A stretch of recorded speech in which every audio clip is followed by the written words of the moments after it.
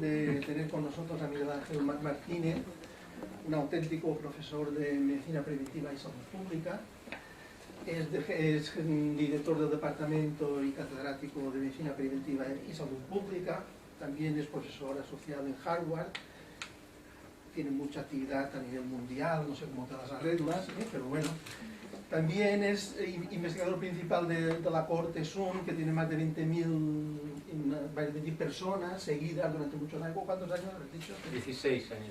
16 años, donde estudian la actividad física y la dieta de estas personas, relacionándolo con eventos y sobre todo para nosotros es una persona importante porque gracias a él el estudio Predimed vio la luz, uno de los principales responsables del estudio Predimed y el ambiente del estudio Predimed Plus. Tiene grandes dotes docentes, por eso lo hemos invitado, y además transmite ilusión a la gente. El que no tenga ilusión con él ya se puede suicidar, y esperemos que esta charla, que va de más vale prevenir que curar, y evidencias de la prevención cardiovascular. Muchas gracias, pues es un gran placer para mí estar aquí. Este edificio que me trae tan gratos recuerdos, porque aquí arriba, si no recuerdo mal, hace 5 años se decidió que ya habíamos llegado a un suficiente número de eventos y había que detener por evidencia de beneficio precoz el estudio Predimed 1. Entonces aquí vivimos unos días históricos porque Predimed luego ha traído mucha cosa. Entonces, a estas horas de la tarde pues hay un poco de hipoglucemia, ¿verdad? Entonces pasan dos cosas. Una es que hay fuga de ideas y otra es que aumenta la agresividad, ¿no? Espero que esas cosas no os afecten. No, la siguiente diapositiva que voy a poner, yo antes la solía poner al final de mis presentaciones para agradecer a toda la gente que trabaja conmigo tanto en el departamento de Fisiología y Nutrición, que está Alfredo Martínez, que algunos conoceréis, como en el departamento de Medicina Preventiva de la Universidad de Navarra. A medida que pasa el tiempo yo me doy cuenta que es mucho más importante lo que hacen ellos que lo que hago yo, y entonces vaya en primer lugar mi agradecimiento a todas estas personas, porque lo que voy a presentar aquí es mérito de todas estas personas. Aquí están sobre todo médicos de atención primaria que han reclutado para Predimed 1 y Predimed Plus en Navarra. Aquí están más las personas del Departamento de Medicina Preventiva y aquí estamos los que trabajamos juntos en nutrición y en medicina preventiva.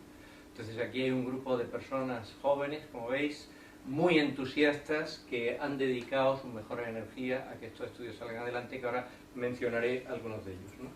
Entonces este es el esquema que voy a seguir. Voy a hablar un poquito de epidemiología descriptiva de la enfermedad cardiovascular, epidemiología descriptiva. Algo poco de factores de riesgo, que creo que es un tema muy conocido, los factores de riesgo cardiovascular. Quizás más nuevo es que la vida es simple, que son 7 cosas. Esto quizá os resulte nuevo a la mayoría de los que estáis aquí. El tema de la dieta, con los patrones y en concreto el patrón de dieta mediterránea, y como aquí en Baleares hay 2 nodos de Predimed Plus, voy a contar lo último de Predimed Plus, que tiene que ver con todo lo anterior. Entonces, empezando con el primer apartado, epidemiología descriptiva. Tenemos que acabar antes de las 3, ¿verdad? Esto sería muy deseable, ¿no? Entonces, digo, para que nadie se asuste con tanta... Entonces, también para dejaros que al final me hagáis preguntas, aunque si queréis interrumpir, pues levantar la mano o dar un grito, lo que sea, que yo estaré encantado de contestar. Entonces, hablando de epidemiología descriptiva, pues yo primero, como soy profesor y me gusta dar clase, pues yo siempre pregunto a los alumnos, no soy mi alumno, pero os quería preguntar. Ponerle números a esto, por favor. A ver, mentalmente, por lo menos.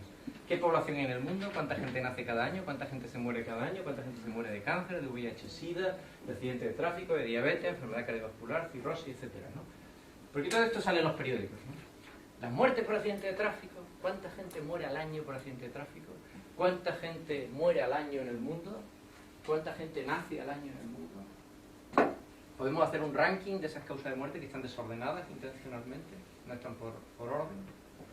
Porque esto, para alguien de salud pública, es lo que le interesa. Es decir, bueno, estos son los problemas que tenemos para la salud pública, ¿no? ¿Creéis que se me escapa algo en esas causas de muerte? ¿Alguna cosa importante que no esté? Pensadlo, ¿habéis pensado ya? ¿Ya tenéis vuestras apuestas? Porque esto se lo pregunto a los alumnos muchas veces en clase y la gente no sabe cuántos lo vamos a poner todo en millones, ¿no? ¿Cuántos millones de personas hay en el mundo? ¿Cuántos millones de personas mueren al año, ¿no? Pues esto produce tantas muertes, ¿no? Dice, pero esto es compatible con los millones de personas que mueren en total en el mundo. Entonces, ¿ya lo habéis pensado todos? Tenéis ya vuestra apuesta, ¿no? Pues aquí está la realidad. PowerPoint siempre descuajaringa un poco las cosas. Porque, entonces, fijaros que hay 7.500 millones de personas en el mundo, que nacen 135 millones al año, que mueren 57 millones al año. Y fijaros la diferencia de la mortalidad por enfermedades cardiovasculares con el resto de causas de mortalidad. Y fijaros que todo lo que está aquí en negro son enfermedades no comunicables, es decir, no transmisibles. Muchas veces las alarmas de salud pública vienen por enfermedades transmisibles, que representan mucho menos, incluso los países en desarrollo. Por supuesto que el SIDA es la más importante en cuanto a las enfermedades transmisibles, más que la tuberculosis y el paludismo. Los accidentes de tráfico, suicidios son causas externas. Es llamativo, el suicidio va subiendo en Europa, en todos los países europeos. Ahora muere más gente por suicidio que por accidentes de tráfico en cuanto a causas externas. Los accidentes de tráfico van bajando, el suicidio se va incrementando. Pero fijaros que son 17,5 millones de muertes al año por enfermedad cardiovascular. Entonces, lógicamente, alguien que se dedica a la medicina preventiva y salud pública tiene que hablar de la enfermedad cardiovascular. Entonces, la enfermedad cardiovascular claramente es la prioridad, pero si lo vemos en plan de tarta o pastel, pues supone el 30% de todas las muertes que ocurren cada año en el mundo. Y dentro de la enfermedad cardiovascular hay dos entidades, que son la cardiopatía isquémica o enfermedad coronaria y los accidentes cerebrovasculares, que entre las dos suponen una de cada 4 muertes. Casi el 25% de las muertes en el mundo ocurren o bien por ictus, accidentes cerebrovasculares, o bien por cardiopatía isquémica, enfermedad coronaria. O sea, y sobre todo la primera, que es la cardiopatía isquémica. Lógicamente, la cardiopatía isquémica es lo que más investigación epidemiológica ha atraído. Donde más estudios epidemiológicos se han hecho es en cardiopatía isquémica.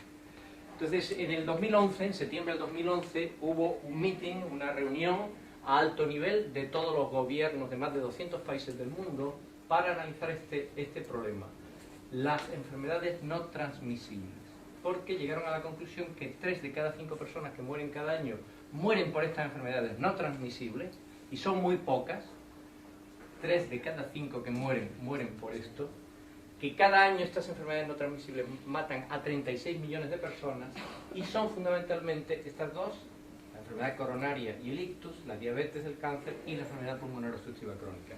Estas son las 4 entidades que más daño sanitario causan, y lamentablemente la Organización Mundial de la Salud y otras agencias de salud pública se han distraído con la pandemia del SARS, con la pandemia de la gripe pandémica, con el coronavirus, etc. Entonces, y cada año parece que, o el ébola, todo esto era lo que iba a matar a la humanidad. Lo que está matando a la humanidad son estas 4 cosas. Si vemos ya entidades particulares, pues tenemos la cardiopatía isquémica o enfermedad coronaria, con 7,4 millones, el ictus o accidentes cerebrovasculares. Esto es Chronic Obstructive Pulmonary Disease, la enfermedad pulmonar obstructiva crónica, etc. Entonces, estas son las 10 causas principales de muerte en el mundo. Más aún, es decir, al final la tasa de mortalidad del ser humano es del 100%, ¿verdad? Estamos de acuerdo, ¿no? Es cuestión de echar tiempo por delante. Pero importa también a qué edad mueren. Entonces, la enfermedad no transmisible está matando prematuramente, antes de los 60 años, a 9 millones de personas cada año, estas enfermedades. Entonces, aquí hay un indicador que usamos en salud pública, que son los años de vida perdidos, years of life lost. Entonces, vamos a clasificar también no solo por cuántas muertes, sino a qué edad ocurren. Lógicamente, un niño que muere a un año pierde muchos más años de vida que una persona que muere a los 99.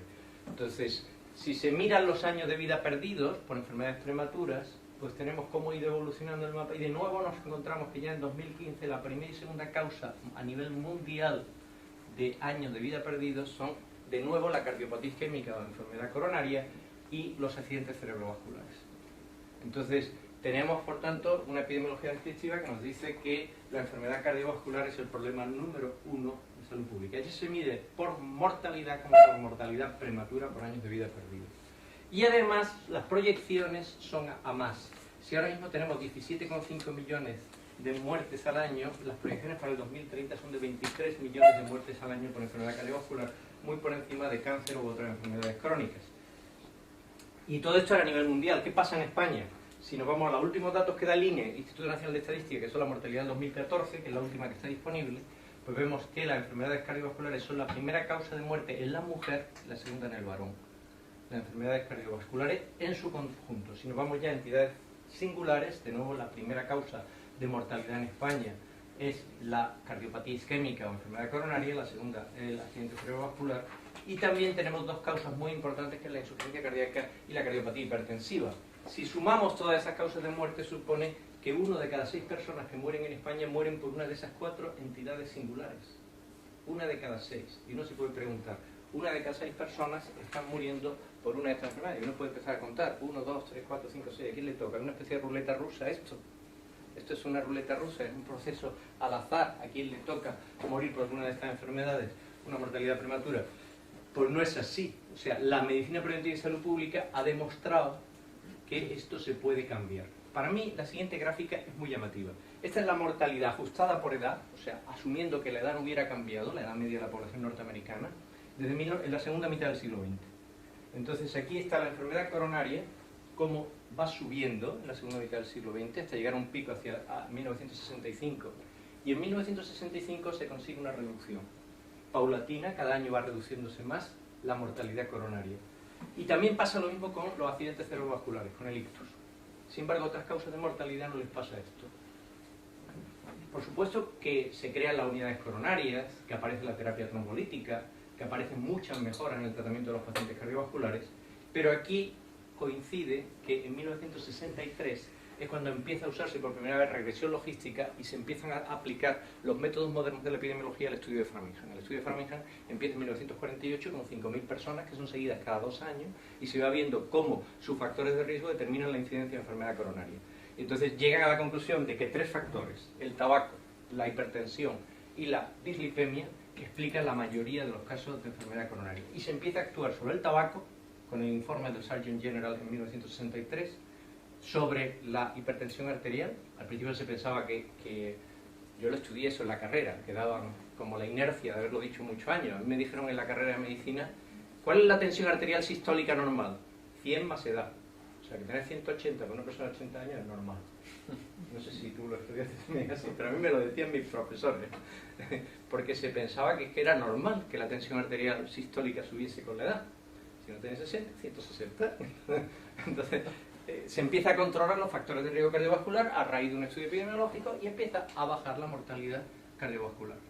Entonces, no es algo al azar, se puede controlar. No solo es que sepamos cuáles son sus predictores, sino que podemos modificar esos predictores y por tanto modificamos la incidencia de enfermedad y su mortalidad.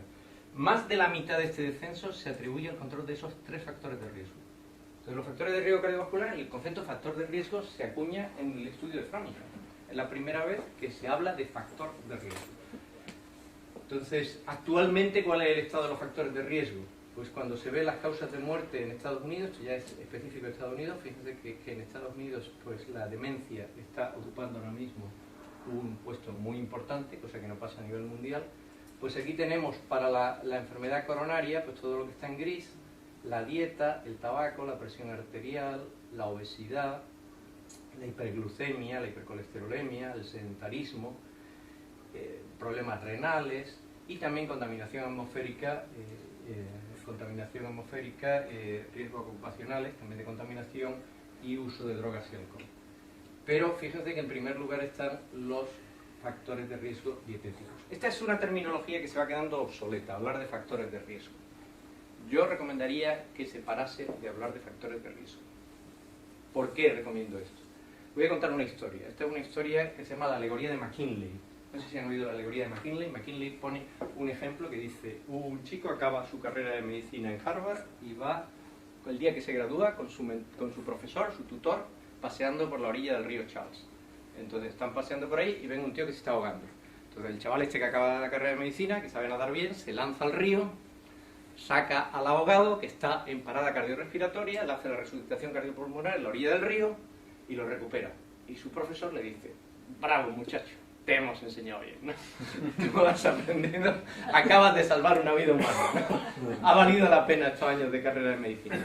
Entonces el chaval, todo chorreando agua, pues sigue andando con su profesor y ve otro ahogándose y se vuelve a lanzar al río y se repite la historia y vuelve a salvar otra vida, así 6 veces. Entonces al final, chorreando, le dice a su profesor: oiga, ¿no será más eficaz parar al canalla que está tirando gente río arriba? Entonces siempre hay un canalla tirando gente río arriba y lo que hay que hacer es pararlo. ¿Nosotros a qué nos dedicamos? ¿A qué se ha dedicado la medicina preventiva durante mucho tiempo?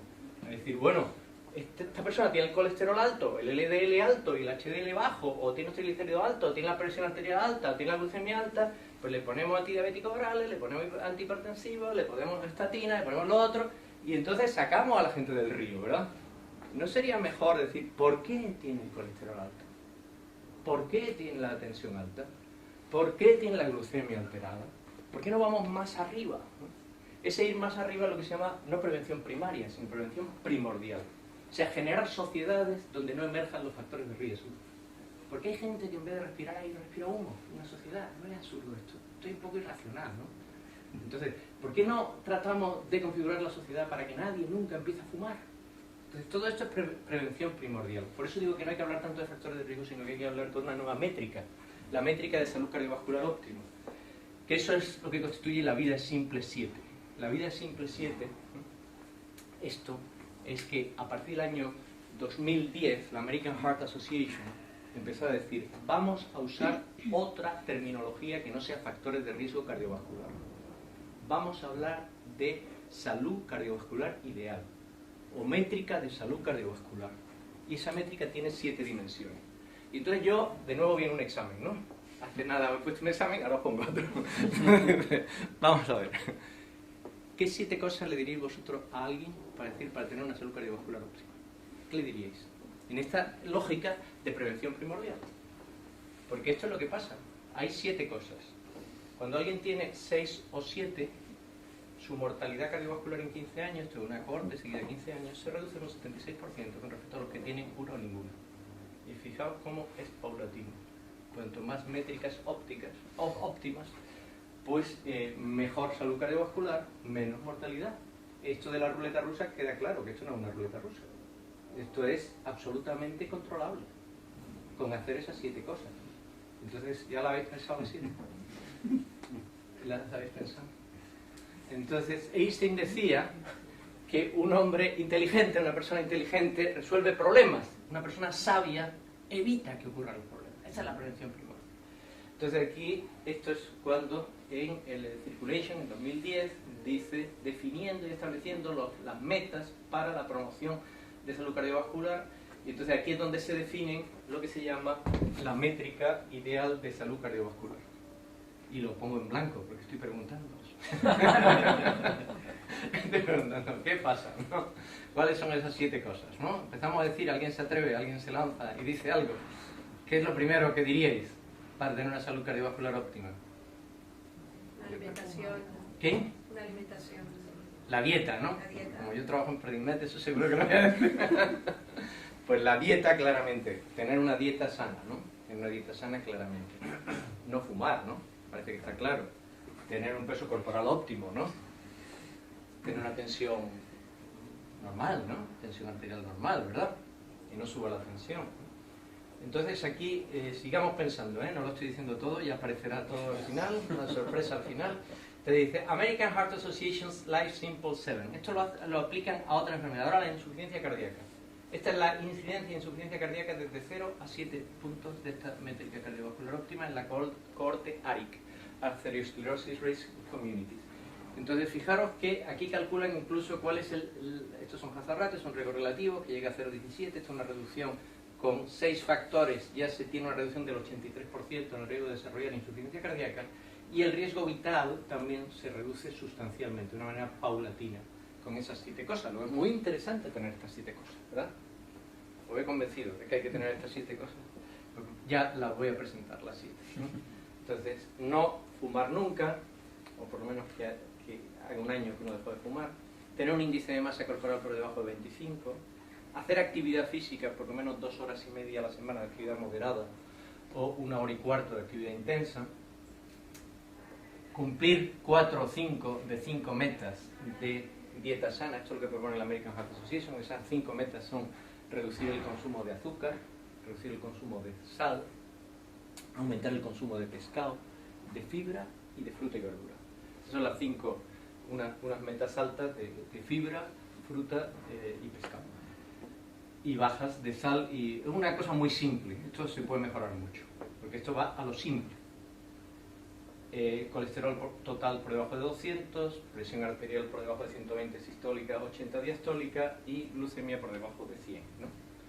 Con esto es con lo que se hacen todos los estudios desde entonces de métrica óptima de salud cardiovascular. Entonces, para mí esto es el estado del arte ahora mismo en la prevención cardiovascular. Estos son los... La mala noticia es que cuando vemos cómo se reparte esto en la población norteamericana, solo el 1,1% de la población cumple las 7 cosas. Y si sumamos 6 o 7, solo el 6,6% de la población cumple las 6 o 7 cosas, ¿verdad? Como soy optimista y yo tengo que tomar siempre decisiones en pro del optimismo, digo que la capacidad de mejorar la salud de la población es inmensa, porque podemos actuar sobre todo, o sea, hay oportunidades para la prevención absolutas, ¿no? Pero claro, ahora yo quiero dar un paso más. Es decir, si ahora pensamos en estas 7 cosas, yo digo, esto tiene algo que ver con lo que comemos 100%, ¿verdad? Y el colesterol total tiene algo que ver con la dieta. Y la presión arterial, ¿influye nuestra dieta en la presión arterial? ¿Influye nuestra dieta en la glucemia? Oye, ¿y esto tiene algo que ver con lo que comemos? ¿Creéis que tiene algo que ver o es una imaginación mía?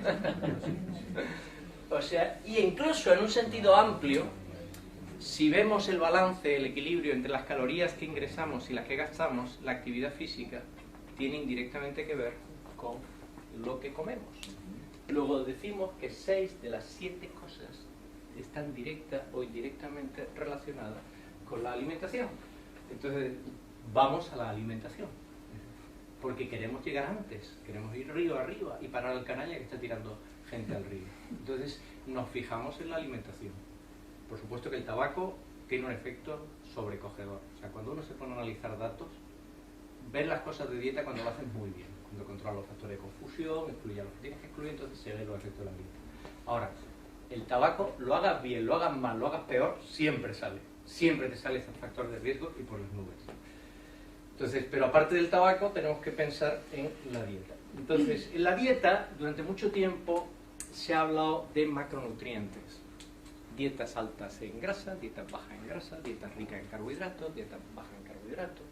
Y entonces todo se refería a cuántos carbohidratos, cuántas proteínas y cuántas grasas, y si acaso subtipos de grasas, monoinsaturadas, saturadas, etc. Entonces, esto es como de lo que se hablaba tradicionalmente en epidemiología nutricional. Luego ya en los años 90 del siglo pasado, pues empezó que si el alfa-tocoferol, que si los carotenoides, que si el ácido fólico, y se habló ya de micronutrientes, empezó a hablar más de micronutrientes. Luego vino todo el auge de la vitamina D, todo esto, ¿no? Los antioxidantes. Luego se empezó a pensar, bueno, es que la unidad relevante son los alimentos, ¿no? Aquí hay que fijarse en el consumo de frutos secos, o de aceite de oliva, o de queso, o de yogur. Y luego vinieron los lácteos en general, los lácteos fermentados, las verduras, las frutas, todo el conjunto. Y hoy día, donde está el estado del arte en epidemiología nutricional, son los patrones alimentarios. ¿Por qué? Porque tienen muchas ventajas los patrones alimentarios completos. El patrón alimentario captura la interacción entre distintos nutrientes que están presentes en diferentes alimentos, cosa que no capturas cuando ves macronutrientes separados. Los antagonismos. Te libera de la confusión, de los factores de confusión dietéticos que siempre tienes cuando haces análisis de nutrición. Por ejemplo, pues mucho del efecto adverso de la grasa saturada se quita cuando controlas por ingesta de fibra, porque la gente que come mucha grasa saturada come muy poca fibra. Entonces no sabes si es una u otra, y tienes que ajustar por fibra. Pero es que también tendrías que ajustar por ácido fólico, y también tendrías que ajustar por otra cosa, y por otra. Llega un momento que ya no puedes ajustar por tanto. Entonces hay colinealidad. Y eso, desde el punto de vista estadístico, es un problema. Y después, sobre todo, a mí esto me convence mucho, o sea, que sería muy poco realista pensar que un solo micronutriente o un solo macronutriente fuese capaz de ejercer un efecto muy potente sobre la incidencia de una enfermedad. Sin embargo, pequeños cambios en muchos micronutrientes a la vez son capaces de ejercer un efecto muy poderoso sobre la incidencia de enfermedad. Y por último, desde el punto de vista de salud pública, analizar los patrones dietéticos tiene un interés intrínseco, porque te das cuenta de cuáles son los patrones que la gente sigue. Porque esto se da. O sea, hay gente que tiene el patrón McDonald's y come lo que sirven en McDonald's, ¿verdad? Hay gente que tiene el patrón vegetariano, hay gente que tiene el patrón de dieta mediterránea, hay gente que tiene el patrón chuletón vasco, ¿no? Es decir, que esto es, o sea, hay gente que tiene su patrón y que se repite una vez tras otra, eso en muchas personas. Entonces, para mí lo mejor que se ha escrito nunca sobre nutrición y salud se publicó el 25 de febrero del año pasado, del 2015. Es un pequeño volumen de 571 páginas, que es el informe científico del Comité Asesor para Dietary Guidelines for Americans. Las Dietary Guidelines for Americans desde 1980 salen cada 5 años y llevan detrás mucho trabajo, pero al final pasan a los políticos y los políticos la diluyen un poco porque tienen que guardar el equilibrio entre los intereses de la industria alimentaria y los de los científicos y tal.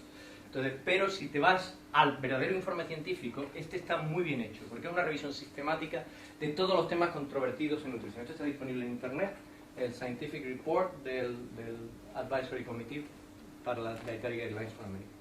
Entonces, ellos han adoptado, estos fueron 19 científicos trabajando de los mejores que hay en nutrición, trabajando durante 2 años intensivamente en revisar toda la evidencia científica sobre dieta y salud. Y ellos proponen 3 patrones.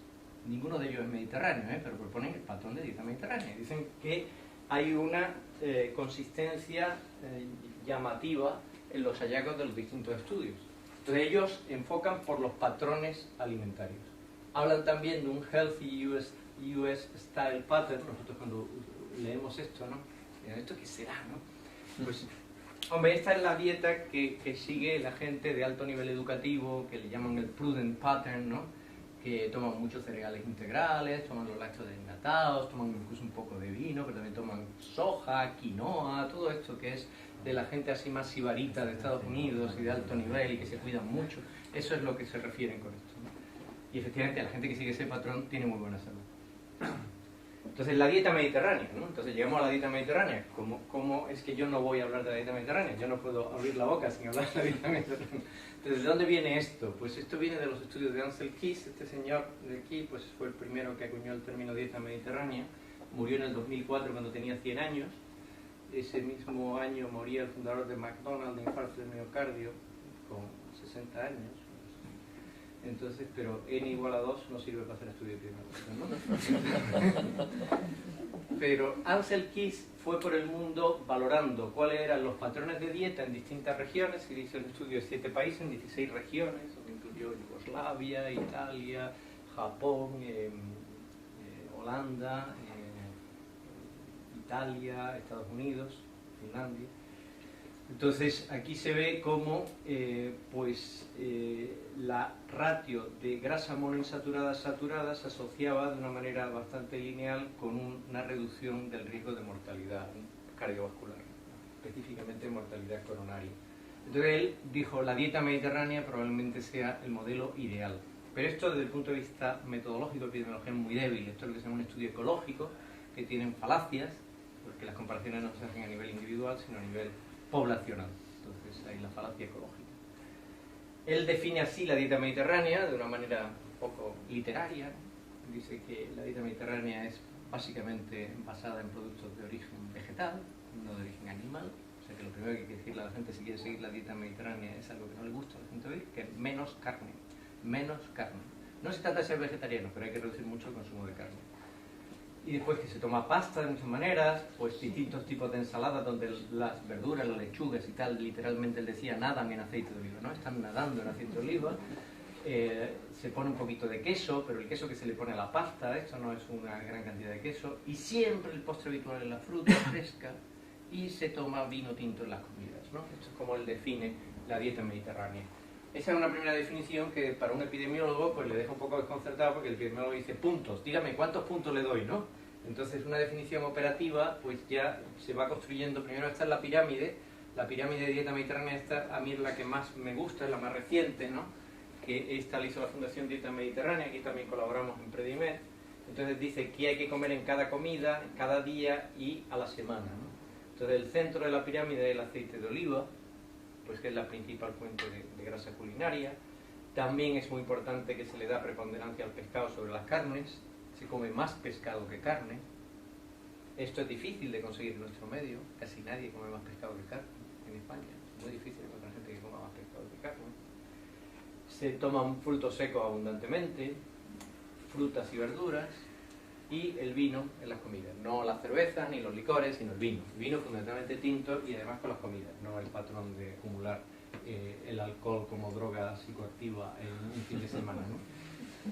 Y aquí están los famosos puntos. Este artículo del 26 de junio del 2003 es muy importante. Esta es una cohorte griega con 22.000 personas seguidas durante 44 meses, donde se vio una reducción muy fuerte de la mortalidad total, mortalidad cardiovascular y mortalidad por cáncer asociada al seguimiento del patrón de dieta mediterránea.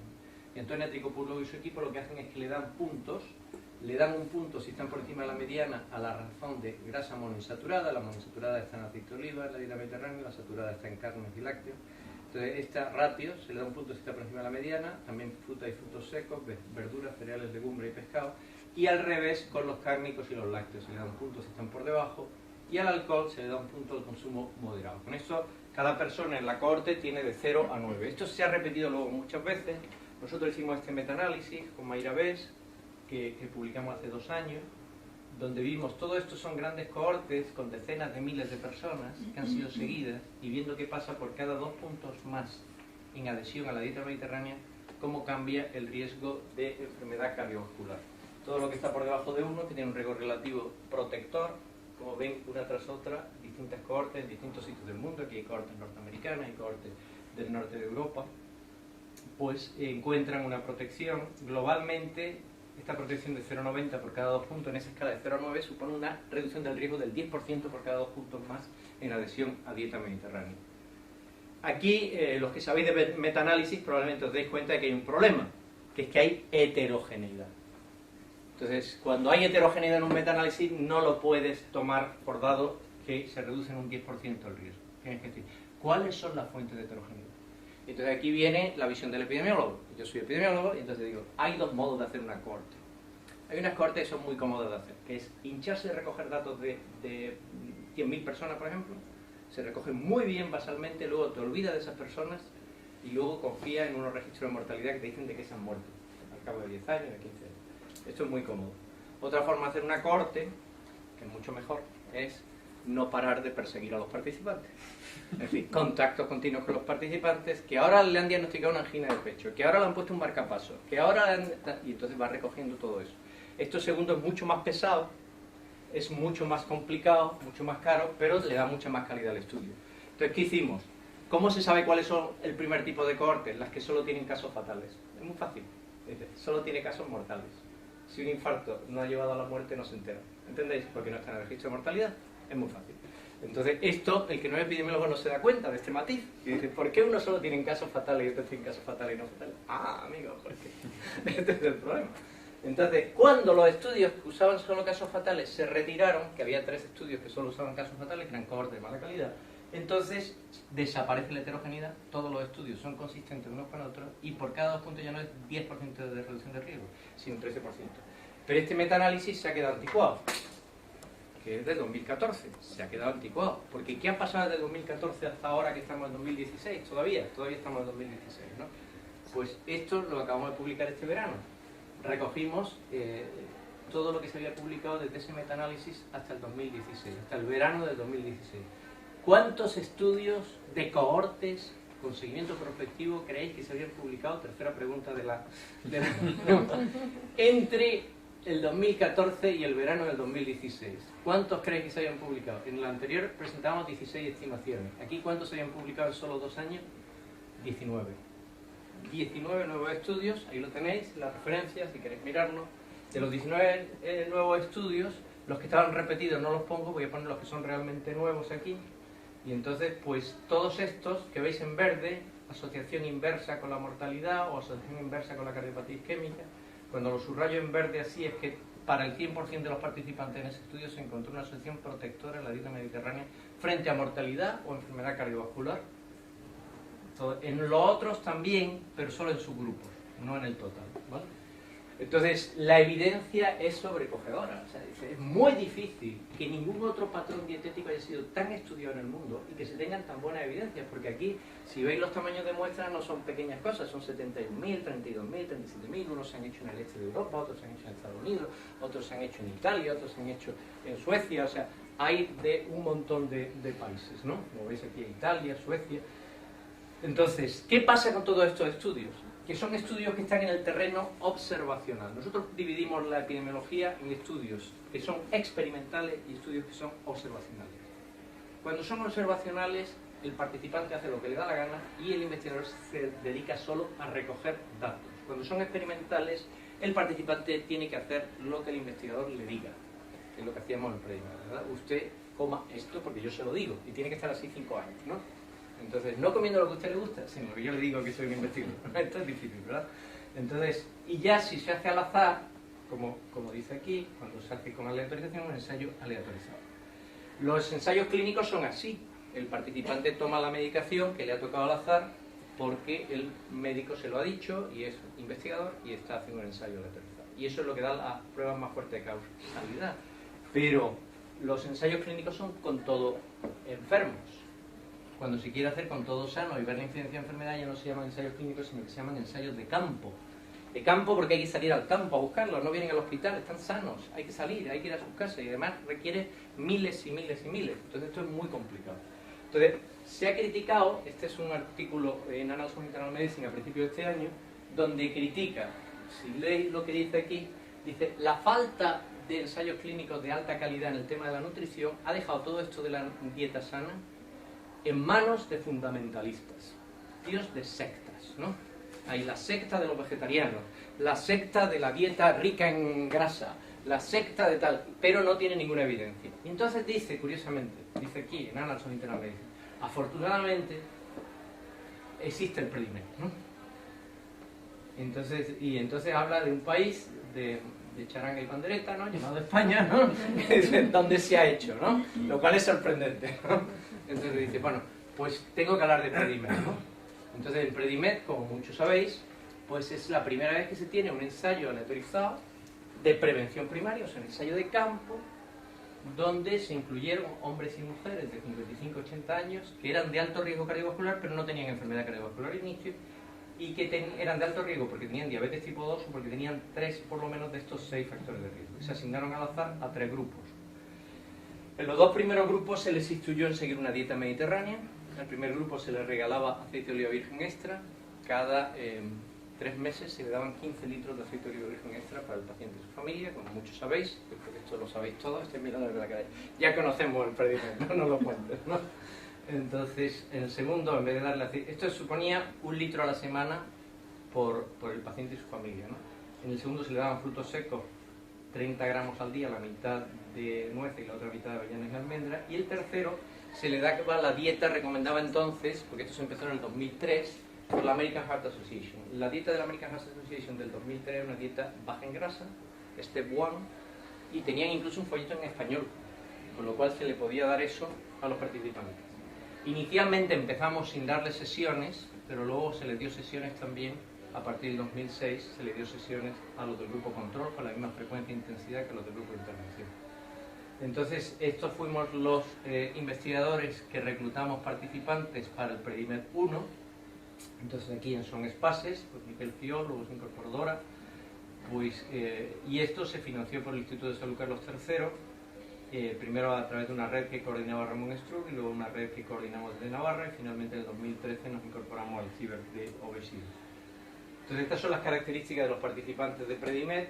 Como veis, una edad media eran 7.447. Este es el ensayo de nutrición más grande que se ha hecho nunca en Europa. En Estados Unidos hay algunos más grandes.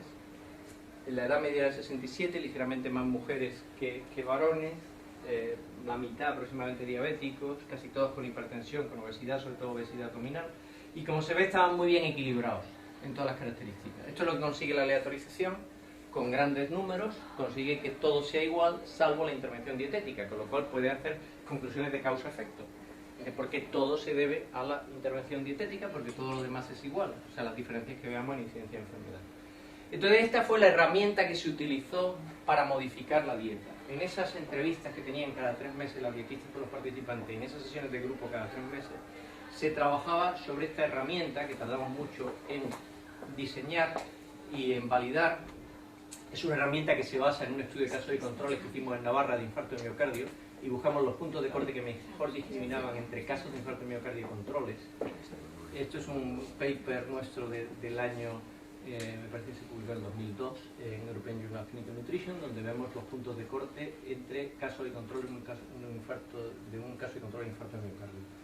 Entonces aquí insistimos en el consumo de aceite de oliva, en las verduras, en las frutas, en reducir la carne, en reducir mantequilla, margarina, nata, en reducir las bebidas azucaradas, en beber vino. Aquí no pusimos ningún límite superior, simplemente más de 7 vasos de vino a la semana, ¿no? Y después las legumbres, pescado, reducir los pasteles, galletas y bizcochos, aumentar los frutos secos, preferir la carne de ave o de conejo a la carne roja y consumir sofrito, ¿verdad? Eso que describo aquí es el sofrito por lo menos 2 veces por semana. Con esto se tenía una escala de 0 a 14 puntos que permitía que la dietista negociase con el participante cómo mejorar su adhesión a la dieta mediterránea. Usted tiene 7 puntos. A ver, ¿qué le parece más cómodo para la próxima vez? Aumentar cantidades, cambiar el modo de preparación, aumentar frecuencias, el tamaño de las raciones. Entonces se negociaba que era lo más cómodo para el participante y así se iba subiendo la adhesión a la dieta mediterránea. Aquí tenemos en rojo lo que desaconsejábamos y en azul lo que aconsejábamos. Y esta diapositiva es muy importante porque el Predimed no fue un ensayo de frutos secos y aceite de oliva, sino que fue un ensayo de cambiar todo el patrón dietético. Al cabo de 3 años, estas barras verdes es qué porcentaje cumplía el primer punto en el grupo aceite de oliva, en rojo en frutos secos y en gris en grupo control. Había diferencias significativas al cabo de 3 años en el porcentaje de cumplidores de cada punto en 12 de los 14 puntos. Salvo en estos 2 puntos que tanto el grupo control como el grupo de intervención lo cumplían todo bien, que era lo de reducir carne y reducir bebidas azucaradas. Entonces cambiamos, aunque fuese en poca cantidad, modestamente, muchos aspectos del patrón dietético. Entonces el ensayo Predimed no es un ensayo de aceite de oliva y frutos secos, sino un ensayo de patrón dietético, de cambio de todo el patrón dietético. Entonces finalmente esto se publicó en New England Journal of Medicine el 4 de abril de 2013, aunque apareció online el 25 de febrero de ese año, y se detuvo aquí porque ya había evidencia prematura de beneficio para los pacientes de dieta mediterránea. Esta es una gráfica que seguro que habéis visto todos, se ha puesto en muchos congresos, yo me lleno de alegría cada vez que la veo, porque yo tengo que confesar aquí, esto no lo he dicho nunca en una conferencia, la primera vez que lo digo, que yo tenía sensación de idiota cuando estaba haciendo esta gráfica en mi ordenador, diciendo, Miguel Ángel, ¿y por qué no pones esta letra más grande? ¿Y por qué no pones esto más pequeño? ¿Y por qué no cambias ahora esto? Y hice muchas versiones, hasta que hice esta gráfica. Y dije, esta gráfica se ve muy claro, ¿no? Entonces tú tienes que tomar muchas decisiones, dónde cortas el seguimiento, de qué color pones el aceite de oliva, y dices, ¿tú estás haciendo ciencia o estás haciendo bellas artes? Era lo que yo pensaba. Dices, luego me he alegrado, ¿no? Porque he visto esa gráfica en muchos sitios, ¿no? Entonces lo que veíamos era que se reducía el riesgo muy desde el principio del evento mayor. El evento mayor era infarto de miocardio, ictus o muerte cardiovascular en un 30%. Al final, o sea, la diferencia de la hazard ratio era 0,70, como aparece aquí, para aceite de oliva y frutos secos. Esto es crudo sin ajustar, es lo mismo. Y en un 30% con las 2 intervenciones.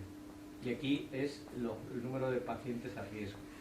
Lógicamente, aquí pasa una cosa. Cuando vemos esta gráfica que se llama Kaplan-Meier, todos tenemos un defecto. A todos nos gusta saber cuál es el final de la película. Entonces, le damos más importancia a lo de la derecha que a lo de la izquierda. Lo de la derecha está basado en mucho menos pacientes que lo de la izquierda. Es mucho más sólido para enterarse qué pasa aquí que qué pasa aquí. Este es un defecto muy habitual cuando se miran gráficas de Kaplan-Meier. Por eso yo decidí cortar a 5 años, para que nadie siguiera mirando ayer porque quedan muy poco. Dicen, no, eso es muy poco estable, no tiene ningún grado de estabilidad, tiene una variabilidad inmensa, ¿no? Estadística. Bien, esto salió también en el New York Times. El New York Times sacaron las 14 puntos. Esto lo están usando en la clínica Mayo ahora mismo para todos sus pacientes, los 14 puntos de Predimed.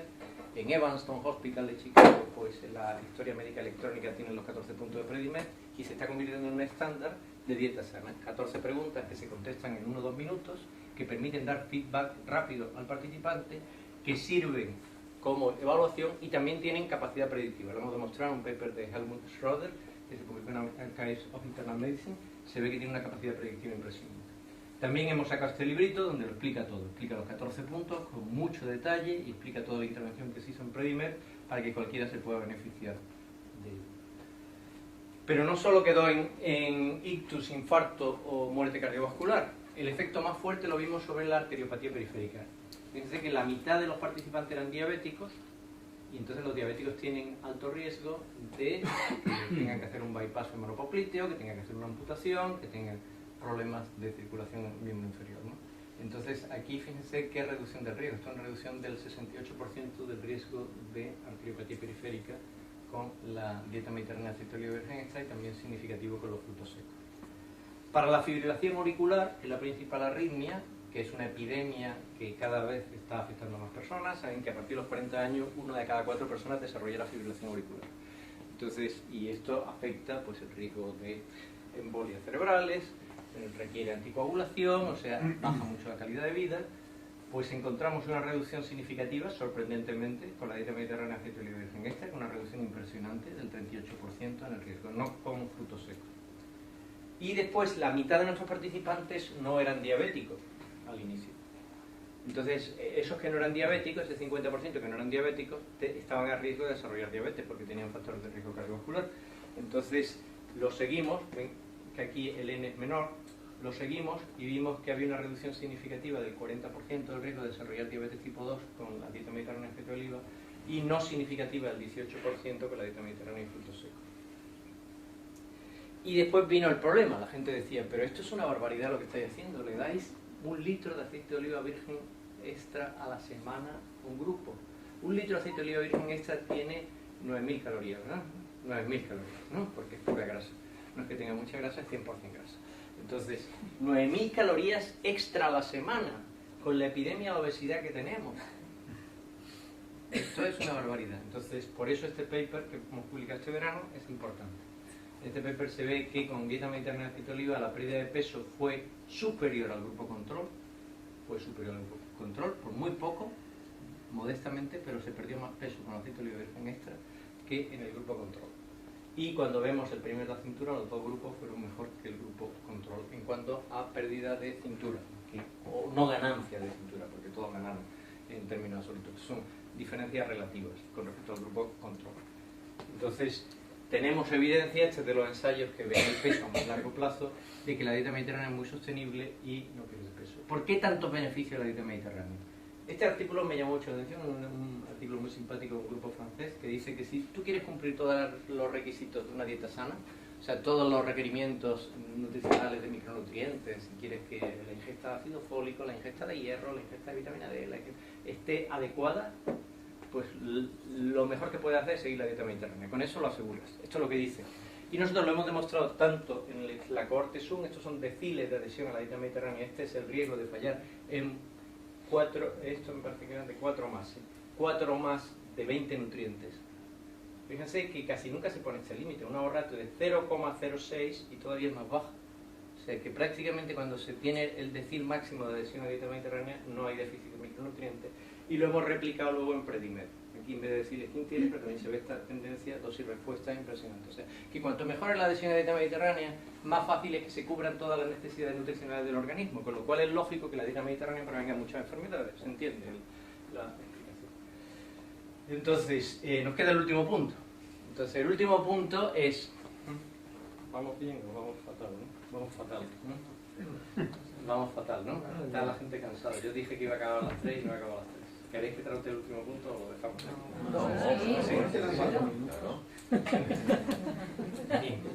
Entonces, lo que no hicimos en Predimed. ¿Qué es lo que no hicimos en Predimed? Pues cualquiera de nosotros haría esto, ¿verdad? Sin embargo, no lo hicimos en Predimed. Si usted tiene sobrepeso, no le dice el médico pierda peso si tiene sobrepeso. ¿No parece lógico? Y si tiene sobrepeso, pues ¿qué le dice? Coma menos de todo, ¿verdad? Reduzca las calorías. Y este consejo nos parece lógico, practique o incremente su actividad física. Pues esto no lo hicimos. Parece lógico hacerlo. Pero ¿cuál es el problema? que no hay ningún ensayo que haya demostrado que haciendo estas tres cosas, que parecen tan obvias, se reduzca la enfermedad cardiovascular con eventos clínicos duros. ¿Hay ensayos que lo han intentado? Sí. Hay uno que lo ha intentado en diabéticos, hacer exactamente esto, y ha fracasado. Este se llama LUCA-HEAD. Entonces, LUCA-HEAD, con 5.000 diabéticos, uno de los ensayos más caros que se ha hecho en Estados Unidos,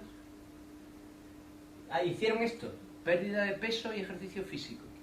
Y esta fue la incidencia de eventos cardiovasculares por 100 personas año, después de un seguimiento máximo de más de 13 años. Prácticamente la misma intervención y en control. Con el peso pasó esto, perdieron mucho peso al principio, pero luego lo reganaron, luego el grupo control mejora siempre más de lo esperado, pierde también peso, y el ensayo se detuvo por futilidad. Futilidad significaba que después de más de 9 años de seguimiento medio, no solo no había diferencia significativa de los eventos cardiovasculares, sino que no había ninguna perspectiva de que les pudiera venir en el futuro, con las proyecciones de los riesgos que iban. O sea que se hicieron los cálculos, entonces se decidió detenerlo y no seguir con el LUCA-HEAD. Hay muchas explicaciones, pero yo la que me quería quedar es con esta. ¿Qué hicieron en LUCA-HEAD para que la gente perdiera peso? Simplemente reducir la grasa. Dieta con menos de 30% de grasa, y como es la forma más fácil de reducir calorías, reducir grasa, pero no se preocuparon de esto que he dicho antes. Cumplir todos los requisitos de micronutrientes y tener una alta calidad nutricional. Y ahí es donde esto falla. Nosotros propusimos esto lo propusimos en el New England después del LUCA-HEAD. Dijimos, la dieta mediterránea ha pasado los test de sostenibilidad, de efectividad, de calidad nutricional, y probablemente sea la opción más inteligente para tratar a la gente con síndrome metabólico con diabetes. Entonces este es el fundamento del ensayo Predimed Plus. Así como en Predimed fuimos del paradigma que había en 2002-2003, que era la dieta baja en grasa, al paradigma de la dieta mediterránea, que ya no solo tiene evidencia observacional, sino también experimental, ahora queremos dar un escalón más. Es decir, ¿qué pasa si le añadimos todo esto a la dieta mediterránea? Restricción calórica, actividad física y unas metas de pérdida de peso. ¿Qué pasa con respecto a la enfermedad cardiovascular? Entonces aquí tuvimos la suerte de obtener este grant, es un grant del European Research Council, que son más de 2 millones de euros, que están financiando por sueldos de personal por toda España, que se consiguió en la Universidad de Navarra. Y este es el diseño del ensayo. El diseño del ensayo Predimed Plus es asignar al azar a 6.000 participantes, 3.000 a unos cuidados habituales que son la dieta mediterránea, y otros 3.000 a una pérdida de peso, una intervención para pérdida de peso intensiva que incluye todo. Y el endpoint es el mismo que en Predimed 1. Entonces, a todos le vamos a dar frutos secos y aceite de oliva, porque el grupo control ahora es dieta mediterránea como Predimed 1.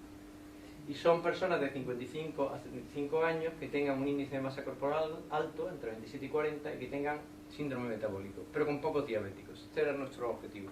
Entonces pongo aquí todas estas caras porque tuvimos la suerte, el Predimed Plus está muy bien diseñado y está muy bien escrito, porque tuvimos la suerte en el 2012 de recibir asesoramiento, tanto de Estefanía Toledo, que estaba allí, como yo que fui a Harvard, de Frank Hu, que fue el que lideró todo esto, Walter Willett, Meir Stanfer, Franz Sachs, Alberto Askerio, Darius Mozafarian, Ki-Sung, Eric Ring, Ania Campos y Luki. Todos ellos, tuvimos reuniones con ellos, brainstorm de qué íbamos a hacer, entrevistas con cada uno, y mejoraron mucho el protocolo de Predimed Plus. Nos dijeron un montón de cosas, ¿no? Entonces esto fue en mayo del 2012. El ensayo empezó en el 2013, el primer centro, el centro Vanguardia, fue el de Navarra, que empezamos en septiembre del 2013 a reclutar. Y entonces están los 11 centros de Predimed 1, o sea, los mismos que hemos puesto antes, pero ahora se han sumado otros 12 centros nuevos, ¿no?